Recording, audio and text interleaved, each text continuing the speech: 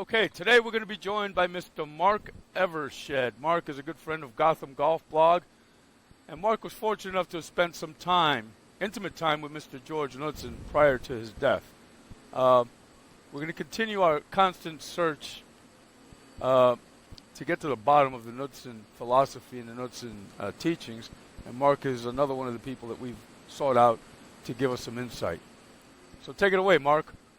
Well, I don't know how many other grown men have an 8-foot picture of another man in their house, but, probably some golf nuts out there do of which one I am, right?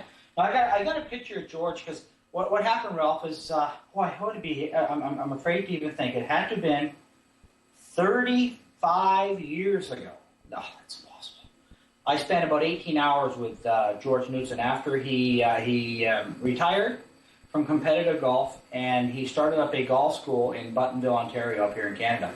So I had the pleasure of spending about 18 hours with George, and I wish, as I guess we all do, I wish that I could have absorbed everything he was saying at the time he was saying it, as opposed to, years later going, that's what he meant when he said that. And I'm afraid that's what happens in our golf world, is that by the time we get what we were told, we're probably too old to do it.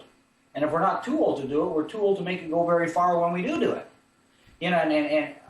Everything I want to do is learn to accelerate the learning process of all the golfers out there. And to do so, it's been that most of the avid golfers out there have heard just about everything you have to say. Not so sure they heard it well. Not so sure they interpreted it correctly. And I know in my life, I've been so fortunate enough to be around Mo Norman for many, many, many of my younger years. I had George Knudsen, and by the way, I don't know if your viewers know it out there, but we should tell them that I do believe that officially George Knudsen was the best ball striker on tour for 10 years in a row. Wow. Okay, that's 10 years in a row. That's pretty significant. So the people out there, Mo Norman, if he would have been on the tour, probably would have been the best forever if he ever would have played the big tour as far as ball striking goes. So I now look back at it, go, if somebody would have said it to me this way, I would have got it immediately. At least that's what I think. And for anybody that goes onto my website or goes onto my blogs, to me, it's all about communicating, saying it in a way that they can get it, because I'm never doubting that most of them can physically do anything. I'm not sure what they're trying to physically do is correct. Definitely, when I went to see George Knudsen, he had a completely different way of teaching. When I went to George, there were 9-hour days. Only for the last half hour of the day did you actually physically hit a golf ball. Wow. All your viewers out there, the little dummy clubs, the little dummy clubs that they have? Well, the first one I ever saw when I was, I think I saw George when I was 20. I think I went to see George when I was 20. He was the first one that had a little dummy club. Had a perfect grip on it, which he insisted on, a perfect grip. And you paid him, I think it was $300 back then for the day, which it wasn't small. 35 years ago, that wasn't little money. So there was probably a group of 8, 9, 10 people. So for the first half hour, you would stand there and go, be a half hour, whole half hour up, right? The next half hour, it was this.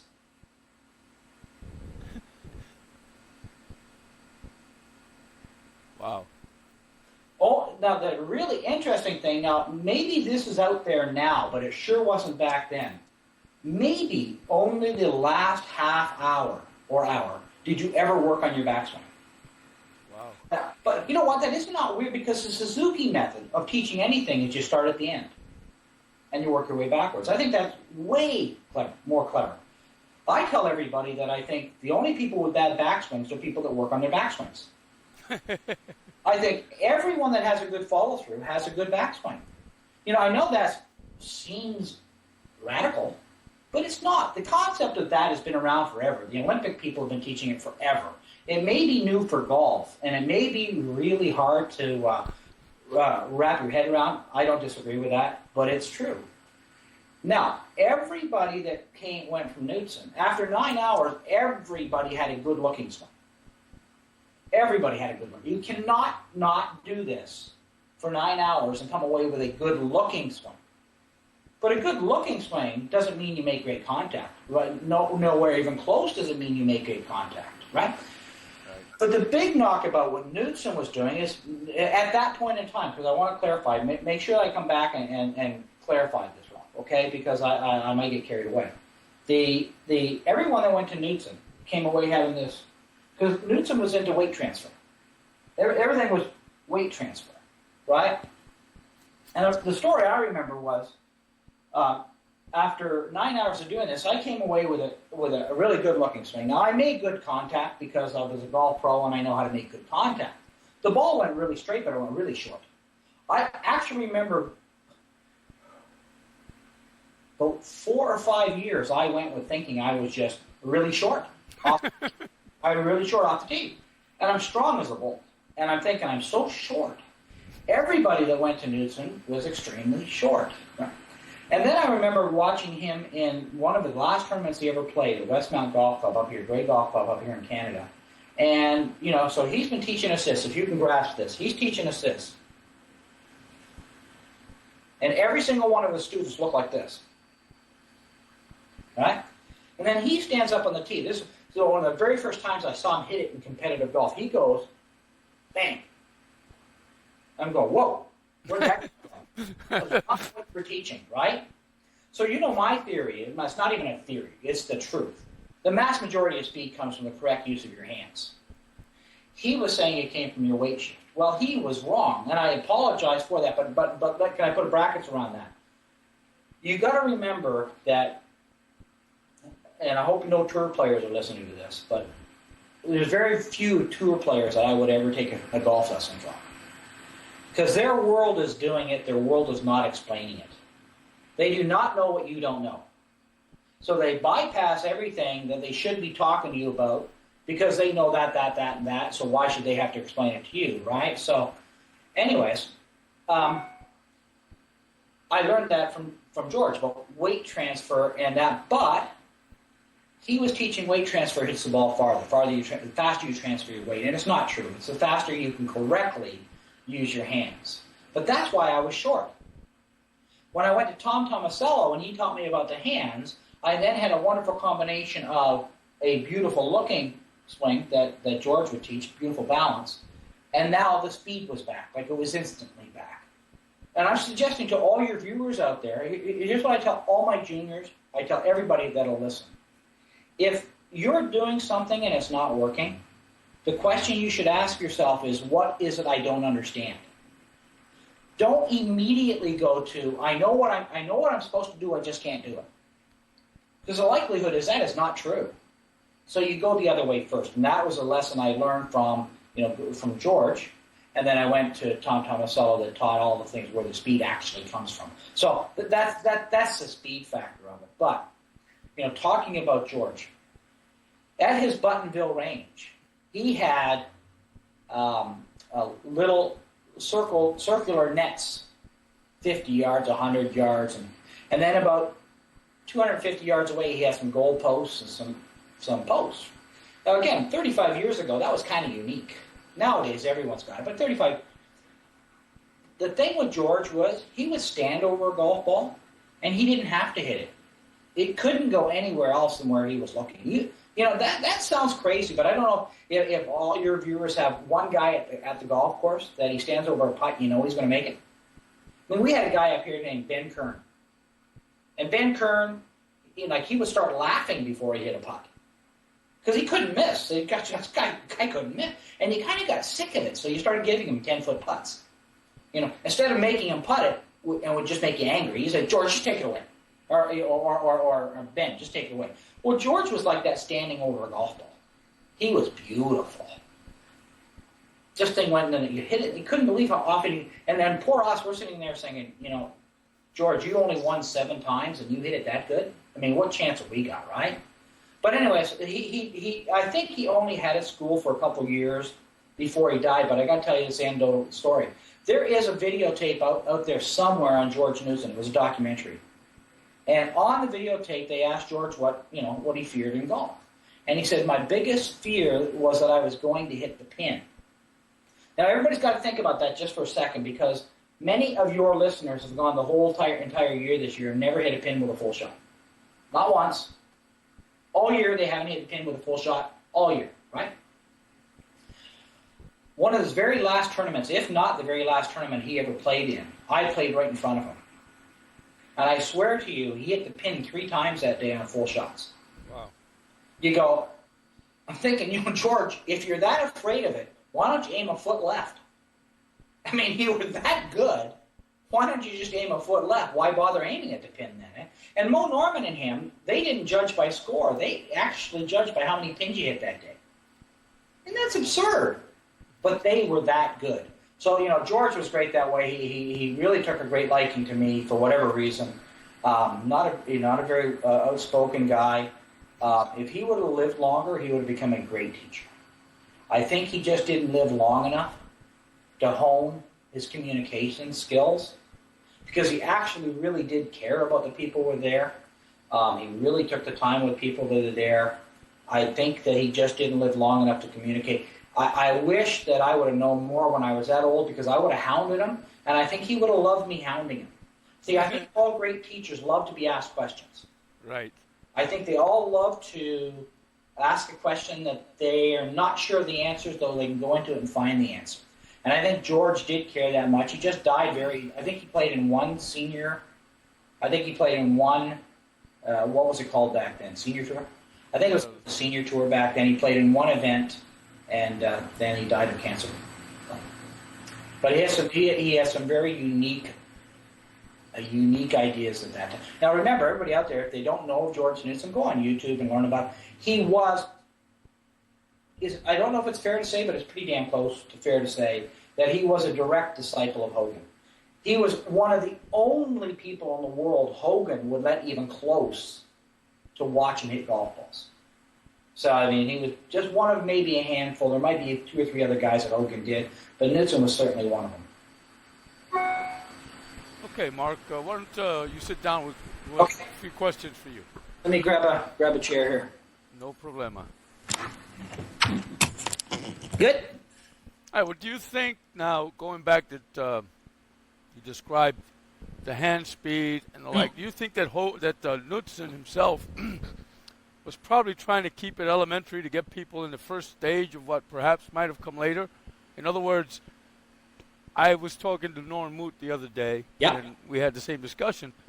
I think that his work is awesome, but I think it's only the beginning. I think there was still a lot to be said there, and I consider it incomplete. I think that's very astute, Ralph. Going back, as soon as you say that, it draws memories, and I go back to it. No, I don't think he did see that as step one at that time. However, I think he would have been. I think he would have been guided that way, and I think he would have developed it into a step 1 golf school, step 2 golf school, step 3, and he was totally correct.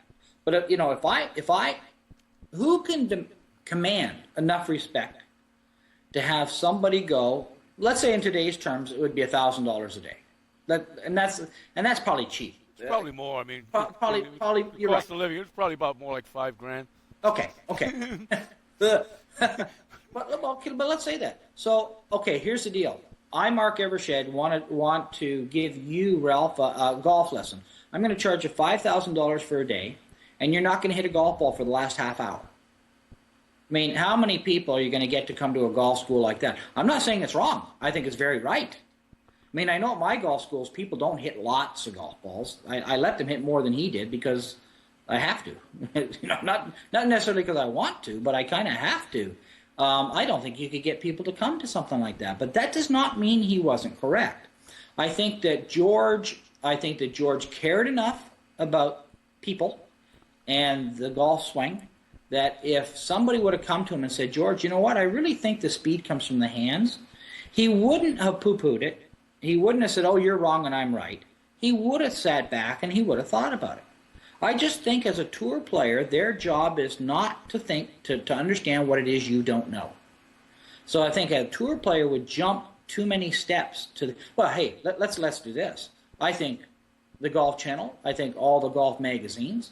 I think they're all guilty of trying to skip steps to get you to the final result. And I think that's a real case in point is I could make one hell of a court case that we as instructors are failing miserably to get people better. I think I could make one hell of a case of that. And I think it's because, well, society should take blame for some of that because there's way too many people that want to believe that you can bypass all the steps to get to the final result, where you can't.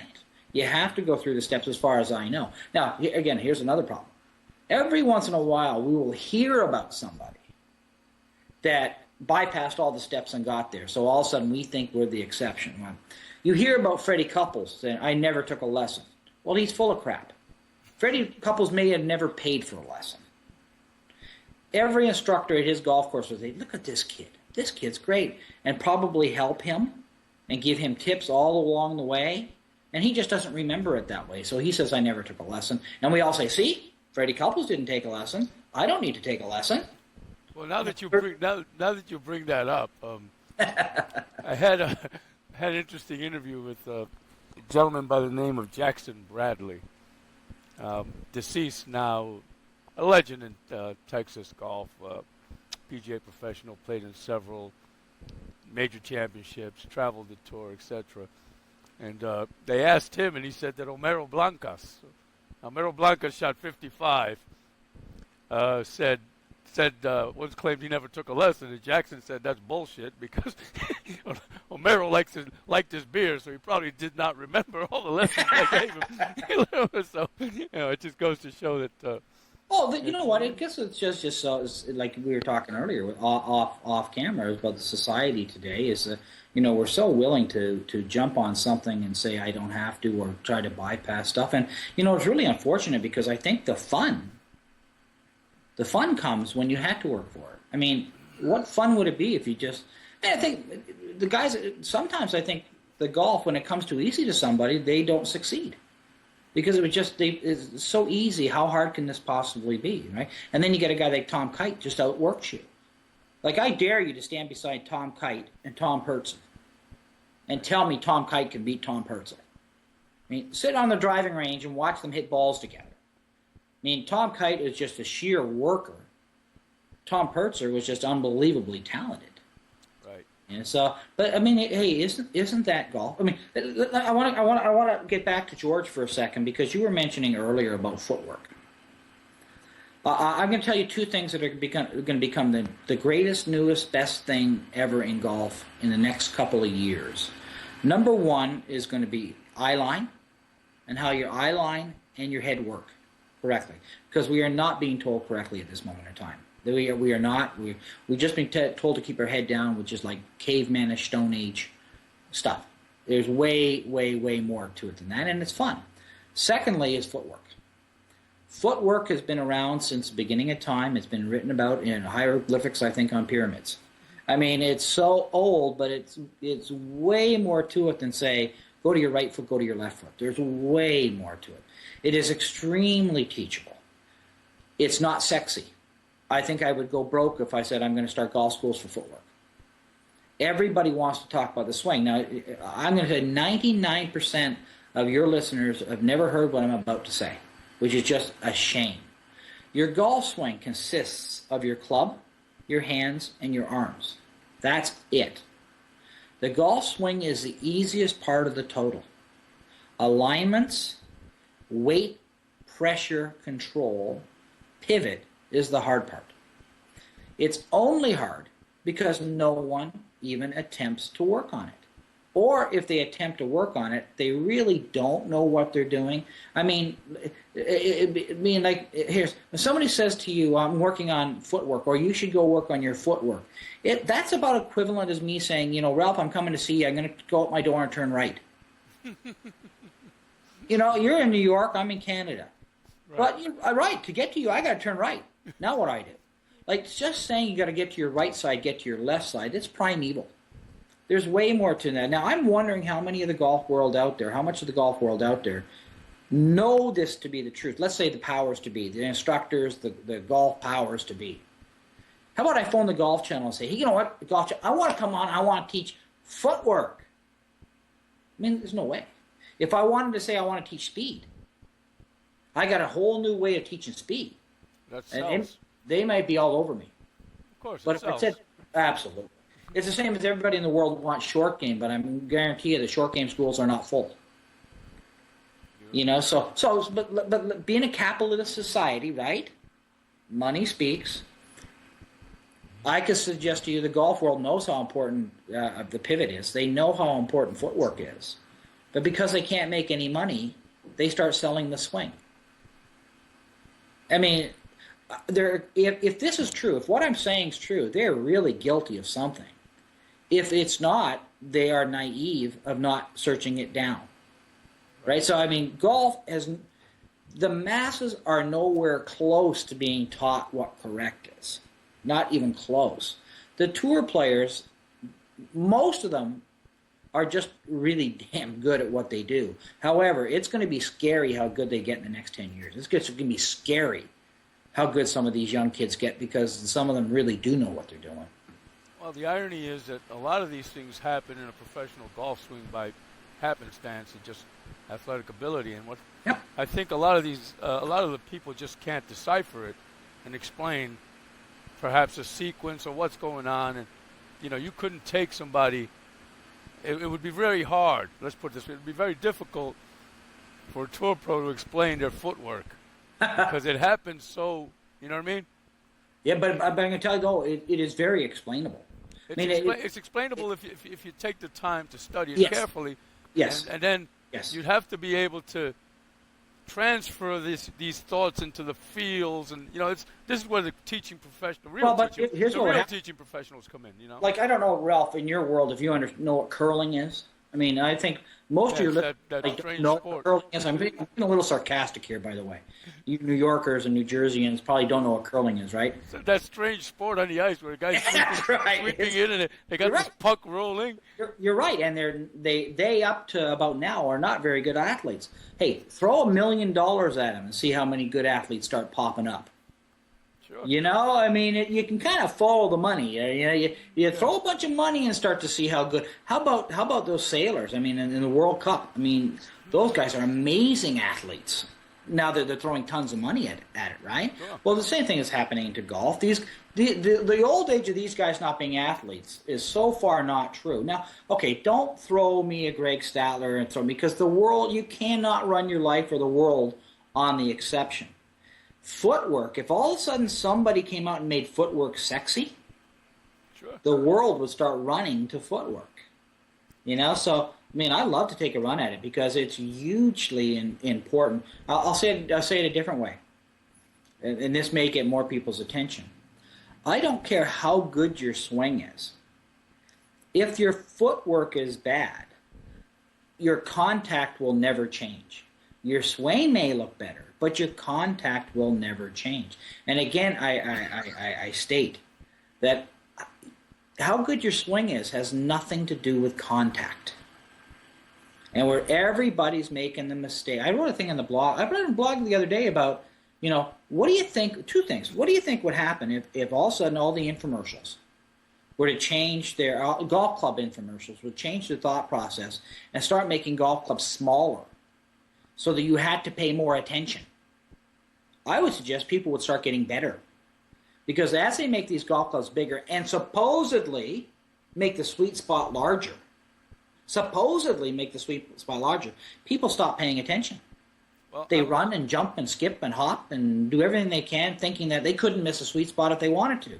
And that is so incorrect. They are so misleading when they say they're making the sweet spot bigger. If they're making it bigger, they're making it an eighth of a degree bigger.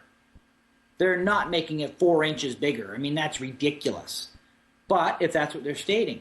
The other thing is, if all of a sudden we stop giving lessons on spine angles and weight shift and say, damn it, you sit there until you can hit the middle of the club face. People would start hitting the middle of the club face. You know, it'd be a great experiment to try, but I'm going to suggest 50 years ago, that was probably the golf lesson. Hit the sweet spot. Clubs were small enough and they were, you know... Hey, I played my best golf with Accuform golf clubs. And if you remember an Accuform golf club, these things, when you look at them now, you laugh. You're thinking, how did anybody play golf? How about those people with those old wooden drivers that now look like 7-woods? I mean, we played with those. You know what? We played okay. And by the way, our handicaps have only come down 1, maybe, in the last 50 years. So don't anybody smirk too much, because that just happens to be the facts. I think I actually have a little club. It was sent to me by the people at PSP Golf. And it's the size of a golf ball. It's a 7-iron. The golf ball is bigger than the damn club. It's a training club. Yeah. And it's all sweet spot. You know what I mean? Yeah. It's about this. You know, I'm going to send it to you actually Yeah. when we're done here, and you can do a video with it, because I kind of owe them a video review, and I haven't gotten around to it. I'll send it to you. You can think. There's something right. Can we admit this? Can at least go down this track? What we're doing right now isn't correct. I mean, let's just make that statement. And if I'm wrong, I get to apologize. If I'm right, maybe something really, really good happens. Stop trusting that the golf club's going to make the ball go better. It's you. I mean, it's you. I said earlier to you, I don't think we were on the air when we said it. You know, let's run it out to your people. You know, here's their choices. They could take the club champ, the best club champ in their area. And let's do 2. Best club champ in their area with the world's best balanced putter. I don't care. Spend $1,000 on a pen, $2,000. I don't care how much you spend. We'll give you the money. You spend the money. Who would you bet on in a competition? That club champion or your area club champion with a world's best balanced putter, or Ben Crenshaw with a mini putter? How about we do another one? You take your area champion, have him with the best golf clubs money can buy, and I'll take Luke Donald with a set of Reynolds. Now, if you answered those the way I think you did, I mean, right away, that means golf clubs aren't as important as you are. And, you know, we got to put more emphasis on us, except, again, I would suggest that I would be very leery of the teaching. I don't think the teaching in general out there is very good. And for all the really good guys out there, I apologize right away. However, you know, I would challenge them. I would challenge me. We need to get better. And with technology nowadays, and I don't mean cameras, by the way, because I don't think cameras have done a damn thing. I don't think slow motion photography, I don't think 3D has done a damn thing to make golfers better. And maybe the tour players, maybe. But to the average person, they haven't done a damn thing. As a matter of fact, I think there's way too many teaching pros hide behind a camera for half an hour and then collect your money. Sure. I think they could spend their time a whole lot wiser doing that sort of stuff. So my whole life, I'm 54 years old now, Ralph. I want to dedicate the rest of my life to getting my word out there my way. I don't expect the masses to ever really like it. I expect that CEOs and owners of their own companies and professional people will really like it, because it is all step by step, no promises of quick fixes, although my fixes are probably quicker than anybody else's. So it's kind of an oxymoron, which I kind of have to live with. But, you know, I think the pleasure is in knowing that you made the ball do that. It wasn't the golf club that made the ball do that. It was me that made the ball do that. And guess what? I can do it again because I know how. Until you understand that, you don't get what I'm talking about. Hitting a golf ball really good's fun. Knowing how you did it is orgasmic. And unfortunately, too many people are trying to bypass that part. Well, okay. Well, now that we're on that subject, where are we? How are your lag and load golf tools coming along? Great. Where are you with this stuff? I'll tell you where I'm at with it, Ralph. We have, over the last year, I have gone to raise enough money to live my dream. I can honestly say we're not there. We're not totally there yet. Anybody out there that wants to help in making that dream come true, I'm open for. Call me. Okay, I'm not proud anymore. Call me. We obviously need some help in doing this. I built 5 prototype machines that can teach the feel and the correct theory better than I can or anybody else can. In the future, starting at Worldswood Golf Club this winter, I will have my machines there. We will teach the theory, and the machines will be there to back up the theory. I want to accelerate the learning curve. The only way the learning curve can be accelerated is through knowledge, not through thousands of golf balls hit. If that worked, everybody'd be good already. So I built these things, and we're going to call them the lag and load golf schools. Each machine will have a take-home device that is very inexpensive, stupidly inexpensive. I don't want to ever leave these people. These people will be my students for life if they like to be, meaning that I have my internet site, which all my stuff will be posted. I will shore up any insufficiencies in the teaching of golf that I can, meaning that when they're finished with me, I don't want them running back for a lesson every day. I want them to be able to go to the website and I can say, hey, Ralph, the answer to that question is download number 14. It costs you $1. Please go there and download it. I mean, $1 at a time, I'm going to make money. But the downside to golf schools is they're usually under the guise that if you hit 1,000 balls a day, you'll get better. No truth to that whatsoever, but that seems to be the best we're offering these days. Then you're gone. We all know that you are not going to stay. If they do improve you for those 3 days, you will not stay improved. Stuff is going to go wrong. Then you feel like you got to run back for another lesson, which is borderline incorrect. Let's just call it incorrect for now. With the technology we have today, people shouldn't have to keep paying. They should get it right the first time and then have little installments the other way. So this is my want for the rest of my life. If your people go to www.lag, L-A-G, and A-N-D, load, L-O-A-D, .com, they can sign up for a free 24-hour membership anyways.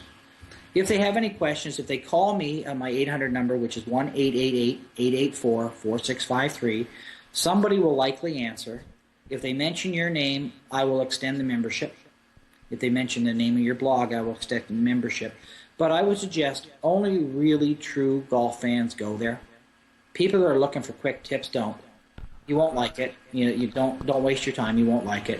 True golf fans will do it. But I'm going to start November. And then it'll be January, February, March at probably the Worldwoods Golf Club in just outside of just north of Tampa, Florida. And I would like people to know that I want to keep my golf school small. 4-to-1 ratio is as big as I'm going to get. If 2 or 3 people want to get together and do something privately, I'm all in. I'm delighted. I would rather do that. I don't like the idea of great big golf schools. Will I do them because I need the money? Sure. But I'd rather do things small. So, but please, go to the website, check me out. It will take you seconds to figure out if you like what I do or not. Don't sit on the fence. It will not take you long. How's that for an anti-sales pitch? Works for me. I've always enjoyed. You would like it, yes. We always enjoy listening to you, Mark. You're Well, a let's do straight something shooter. Work. You're a straight shooter, and that's the only way we want it. Yeah. Let's so do it's something. go ahead. It's going to be at Worldwoods in Tampa starting in November. November, and then I will probably go back down January, February, March. But anyway, anybody seriously interested they have to call me. I will not take them unless they call me. I take great pride in 35 years that I've been doing this. I've only met one person I didn't like in one of my golf schools. That's it. One. That's impossible. And I think the great pride is that we will have a great conversation on the phone, and you will either really like what I do or you won't. So let's not make the mistake of you paying the money and coming down and not enjoying it. Okay, Mark. So what I'm going to do is we're actually going to give a link to your site, and we'll also list the 888 number, so that those people that are interested in learning more about lag and load golf schools can go there. Our next goal is to sit down with you, and we're going to discuss Mo Norman.